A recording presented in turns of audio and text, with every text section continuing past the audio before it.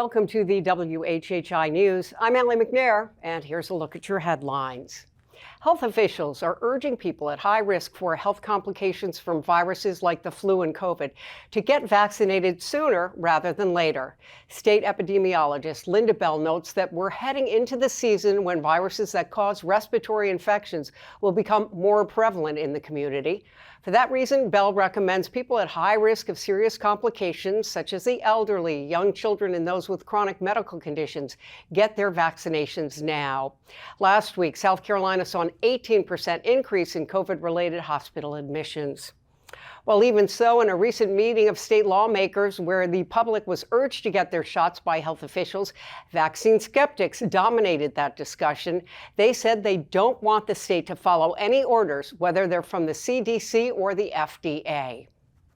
A Port Royal police officer who was recognized by the state for his DUI enforcement back in the year 2018 has himself now spent the night in the Beaufort County Jail after being arrested for driving under the influence.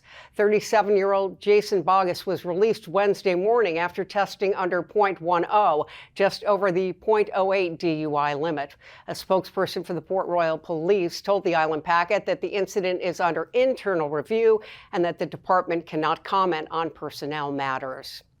Well, did you know that South Carolina is experiencing what's known as a brain drain?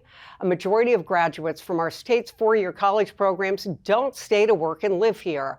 According to a study by the South Carolina Department of Employment and Workforce, over the past 10 years, college graduates have seen their diplomas as a ticket out of the state. Within 1 year of graduation, less than 2/3 of South Carolina graduates take jobs within the Palmetto State, and that trend is most pronounced at South Carolina's research universities, which over the study's 10-year period saw fewer and fewer graduates join the state's workforce.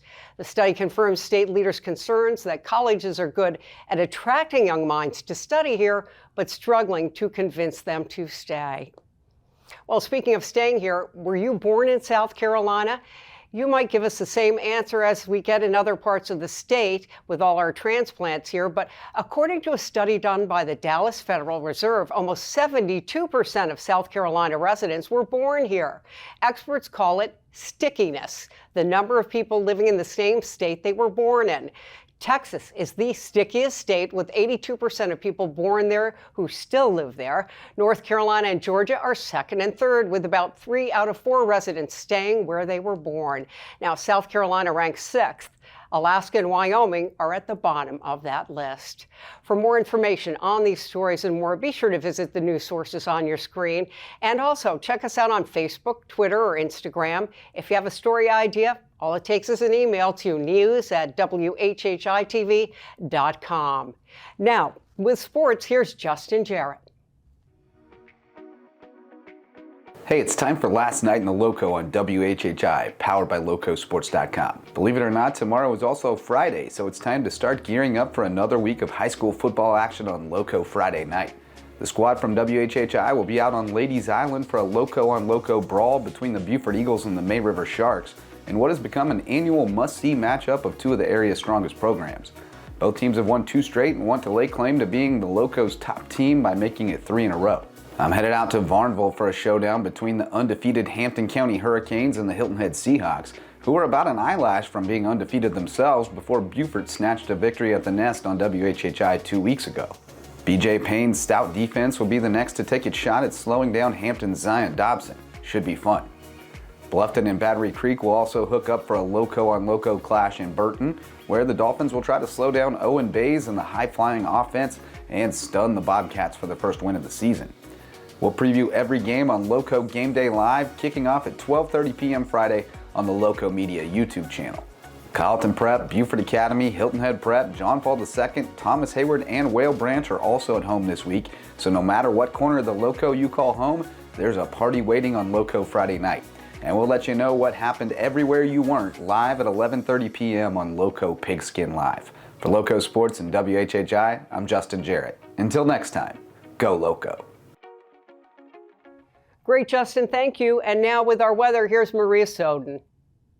Thanks, Allie. Yep, so taking a look ahead, we are going to have some really nice weather this weekend with the temperatures beginning to drop. So getting right into it, Friday it's going to be sunny, but we are going to still have those rip current and coastal flooding mornings, so do be careful if you're going to be out in the water. Hilton Head's going to have a high of 83, a low of 72. Bluffton's going to have a high of 84, a low of 70. And Beaufort's going to have a high of 84 and a low of 70. The sunrise for Friday is going to be at 7:07 and sunset's going to be at 7:29. Looking at the beach tides, high tide's going to be at 10:07 a.m. and low tide's going to be at 5:23 p.m. Looking into the rest of the week and a little bit into next week, Saturday it's going to be sunny to partly cloudy with highs in the 80s and lows in the 60s. Come Sunday it's going to be sunny throughout the day, and then we are going to see some late night showers. Temps are going to be high in the 80s, lows in the 70s, and then come Monday, it's going to be cloudy with scattered showers throughout the afternoon, but should be clearing up by the evening, highs in the 80s, lows in the 70s. That's it for today. Let's head back to the desk. Thanks a lot, Maria. When we come back, we'll find out about community engagement and what Hilton Head Island Fire and Rescue is doing to get us all involved. Stay right there.